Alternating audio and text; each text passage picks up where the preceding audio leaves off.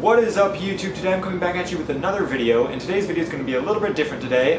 Today I'm actually going to be doing a recommendations video. Now, I wanted to do this video for a while, just didn't really know how I was going to go about it, but I actually have some stuff planned out, so hopefully you guys enjoy this video. And today I'm going to be doing 3 RPG franchises that I recommend playing. Now, my requirements basically for choosing these franchises were basically games that I found incredibly engrossing and could not stop playing until I beat it, and then had successive games in the franchise that continued the story after the events of the first game. So that basically eliminates Final Fantasy for the most part, just because most Final Fantasy games aren't related, unless it's like Final Fantasy 13, 13.2, and 13.3, or Final Fantasy 10, 10.2.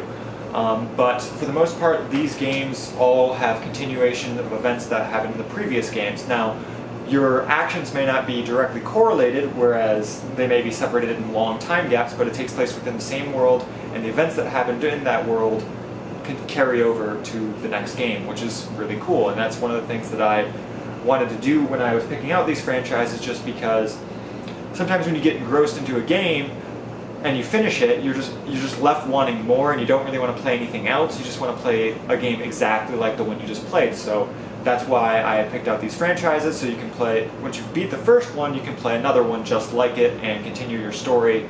And I feel like that's something that a lot of people might want. So let's just get right into it. Now, these games, I'm not saying are necessarily hidden gems. You may know about some of these games, you may have heard about these games, I haven't played them, but I'm going to give you my opinions on them, and these are only 3. I have a lot of RPG franchises, so if you guys like this video, I might do a second part later on. Just let me know in the comment box below. So, the first set of games that I have here is, actually I'm missing one. Let me pull it out real quick, because I know I have it. I almost forgot about that. Well, alright, so, the first set of games here is actually, it was probably my favorite RPG for a short period of time before I played a different RPG. But it's a really great one. I definitely recommend checking out, and that is the Dragon Age franchise. Also, I should mention all these RPGs are available on consoles, because I am a primarily console gamer.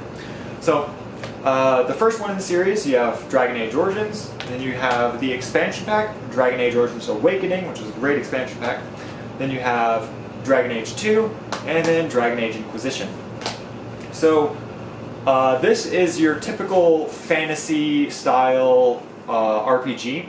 One of my favorite things about this franchise is their choice-based system, and the choice-based dialogue system in this game in particular, not saying this is like only something they do, but I know other companies do a choice-based dialogue system, but the way they do it in the Dragon Age games really makes the world feel more believable and realistic.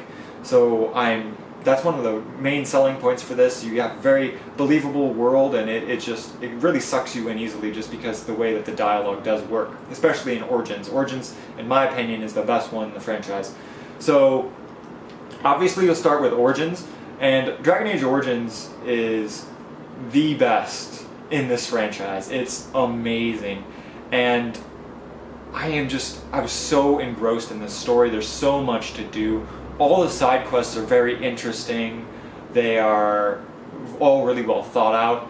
Your character backstories are really cool to get. It helps you really delve into the role playing of your character, and it's just so well thought out. The graphics are all right, especially for the time. They were pretty good, but they don't really hold up that well anymore. The combat is probably the weakest point, and for some people, if you don't really like turn-based combat systems, you might not like the combat of Dragon Age Origins, just because it's more turn-based. It's really reminiscent to Dungeons & Dragons, like the pen and paper RPG. It's really based off of that, so it's like one character gets a turn, and if he misses, then it's next turn, and it's interesting, and it's a little bit to get used to. Dragon Age 2 actually got rid of that system and implemented more of an action combat system. But now, Dragon Age 2 is also really, really good. But before I get to that, I'm going to talk about the expansion pack for Dragon Age Origins. If you enjoy Dragon Age Origins, I definitely recommend picking up this expansion pack. It's super cheap. It's about, I think, 3 or 4 hours long, and it's huge. It's great. It's a great addition to that game, and it fits in really well. It's just more of the same, which is all a good thing in that case.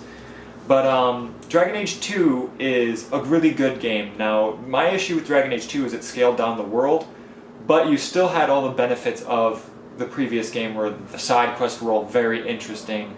The main story was amazing. The combat was much, much better. And the graphics were much better too. And everything felt really, really nice. Now, it is take place in one city, which kind of sucks, so it is smaller, but I think it makes up for it in story, and it's just a really well thought out story. So not too much of a complaint on that one, just a lot the same feel. And now the cool thing about this franchise is your actions, since this has a very complex choice-based dialogue system, each choice you make changes the outcome in the end of the game, and each end of the game changes the beginning of the game for the next series, which is really cool. Now that's very unique to this franchise and other BioWare games. So that's one of the best things about this franchise right there, is you feel like your choices actually matter a lot more. So that's a nice benefit. Now the last one in the franchise has been Dragon Age Inquisition. Now Dragon Age Inquisition was a bit of a disappointment. The main story is very good, but that's pretty much it. The side quests in this game were very poorly done. It felt like a cheap free-to-play MMO.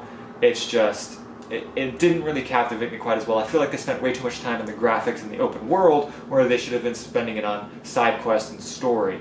It does go back to the original combat system in the first one, but I definitely think that it could have been done better. Not to say that it's a horrible RPG, but I think it could have been done better, and it is definitely the weakest in this lineup. Alright, the next one that I'm going to be talking about is only on PS2 and Xbox Original, I believe. And it's a really good one, especially if you like older games. It's really, really fun and definitely worth playing. And that is Baldur's Gate Dark Alliance. These games are fantastic RPGs, especially if you're a fan of the Diablo-style hack-and-slash RPGs, because that's exactly what the kind of RPGs they are. And now, I don't recommend Diablo just because Diablo console support has been really poor. So, but since you can't really get a good Diablo style game, I think that this would be the best alternative other than Diablo 3. So these games have fantastic stories. The voice acting is phenomenal in these games. The graphics for the PS2 are really, really well done, and they hold up really well compared to modern games, I think, in personal opinion. The control scheme is very easy and intuitive to use.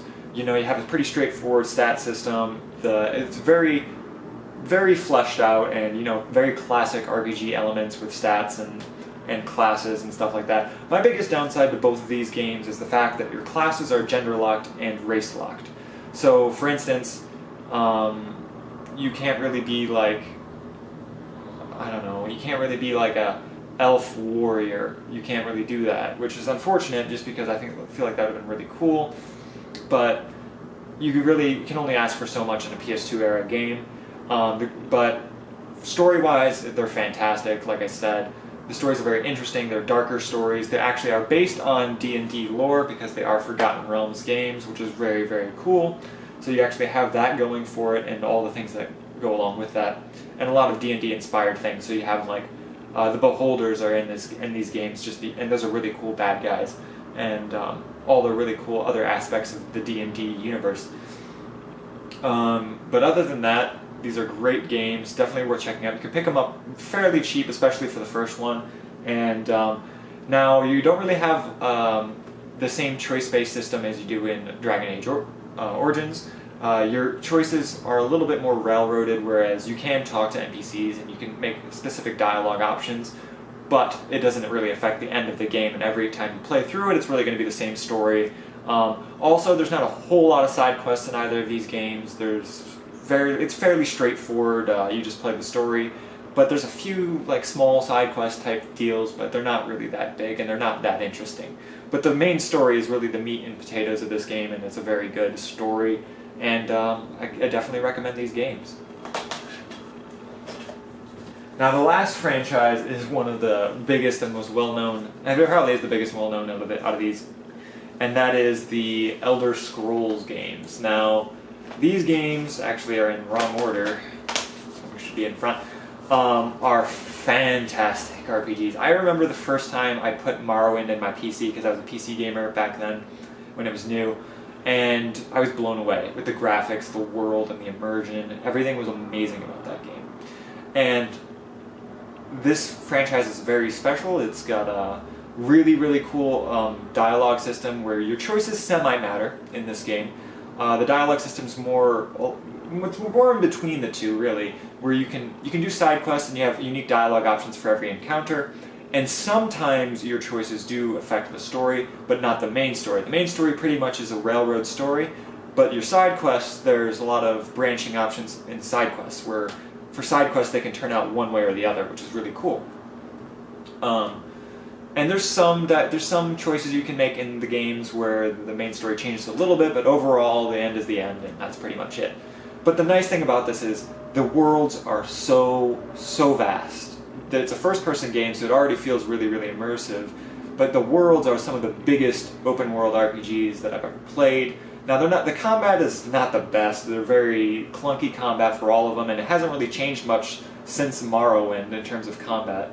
But the open world aspect and just like how big the world is and how alive it feels with all the NPCs and the people you talk to, and the dialogue itself and the voice acting is all very, very good. Morrowind is probably going to be the roughest around the edges. It's a very, very good game, but it doesn't hold your hand. The original Morrowind does not hold your hand like the others do. There's no tutorial. Basically, you create your character and then it's just like, there you go play the game. Doesn't tell you where. It tells you where to start the main story, but that's it. And the way that the journal's set up, it's not very easy to use, and it's going to take some time to get used to. So it's much more hardcore than any other games I've talked about. And the fact that you can kill main characters in this game, like that are part of the main quest, and it just lets you kill them,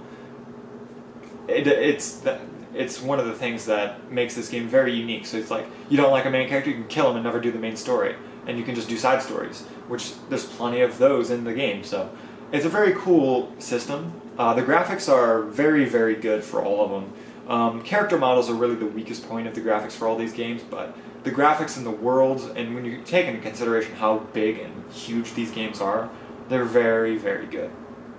And there's a reason why all of these have pretty much won Game of the Year at one point, so definitely something to take into account. Now, Oblivion is my personal favorite out of the bunch here.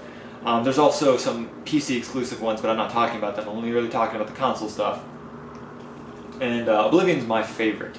The quests in this game are so much fun. The Knights of the Nine is my favorite quest in all of the Elder Scrolls games, really, so far. And I just feel like the atmosphere in this game feels a lot more, I don't know, it feels much more epic than the other two. This one is much more dark and like very, very fantasy heavy. It takes place in Morrowind, which is the land of the Dark Elves or the Dunmer, and this one takes place in Cyrodiil, which is like the center province of Tamriel, and you have a lot more mixes of races, and I feel like the different factions that you can join in this game are just so varied, and they all have their unique feels, and there's just all the guilds feel very unique, and all the quests feel important, and it's just such a well-rounded game now. The biggest downside to this game is the character models are probably the worst out of the three in this one. They look really bad, and they don't hold up at all. Now, the environments and the buildings and the setting definitely holds up very well, but anything else, no. The voice acting on this one, I think, is the best out of the three, and the story, I think, is the best out of the three.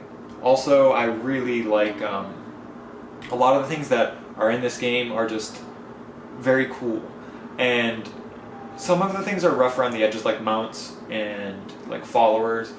That's just because they weren't done that much before, but I think it's definitely enough to be playable. And I just think that the whole storyline of this one is much more interesting than the others, so that's probably what I have to say about Oblivion. Now the last one is probably the most famous one, and that'd be Skyrim. This is the most recent one in the Elder Scrolls franchise, aside from Elder Scrolls Online. And this one has the best character models in the game. I also think it has the worst environments. All the environments feel the same from town to town. It doesn't really feel like you're going anywhere new, which is my biggest gripe around Skyrim. Because even in Morrowind, where it had a very themed province as well, each city had its own like unique feel and stuff like that, whereas Skyrim, every town pretty much feels the same, which is a big downside. The side quests are really fun. The main story is pretty good as well. The dungeons are the big downside to this one though, because the dungeons are very linear in this game, whereas Morrowind and Oblivion, you have like more exploration going on in your dungeons and stuff, where there's multiple routes you can go through and like different hidden passageways. All the dungeons are very linear in Skyrim, you just kind of go one direction.